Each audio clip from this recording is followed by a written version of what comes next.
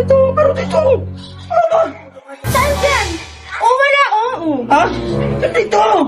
Ay, wala talaga. Wala talagang laman yan. Wala laman yan. Ay, ka naman talaga rin ng laman yan. Ito. Utong pa. Teka, ba anak mo na para pang trabaho yan? Nandiyan na. Ay, sabi ko sa'yo, samahan mo kanina. Hindi samahan kasi. Eh nako, malaki na yun. Kailangan pa bang bawat lakad mo sasamahan mo? Ayos to. Pa, Ay! ano mo natin doon? Nagutom ako. Pagod Gusto ako. mo na-apply mo? Okay lang pa po kasi siguro mag-start na. Konti lang daw. Ano sa kwan? Sa pagkulitin, bulong doon. Saan na yun? Saan nakalagay? Pagkulitin, bulong doon. Ha?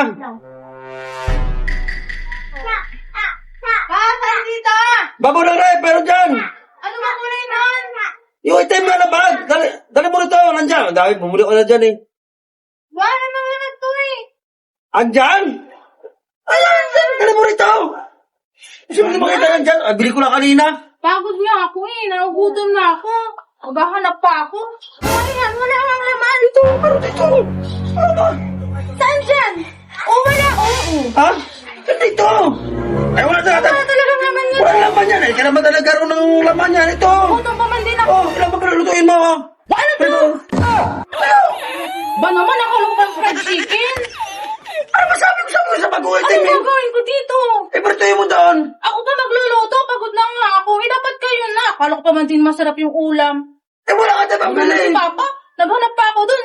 Yan lang pala naman niya. Eh, kita mo na wala naman yung wallet natin, no? Ba naman niya? Pengin na lang ako ng pambili. Eh, wala nga. Ito na lang. Ito na lang doon. Offer ko na doon. Ayoko. Ako pa magluluto. Anong gagawin ko dyan? Hindi ko na lang. Offer ko na doon. Hindi na. Doon na lang ako sa labas sa kain. Pagod nga ako. Yung pag-uulamin ko. Ano ba naman to? Eh, wala ito lang eh. Yan kasi. Nagbili ka na nga ng ulam niya. Yan pa. Di mo pa niluto.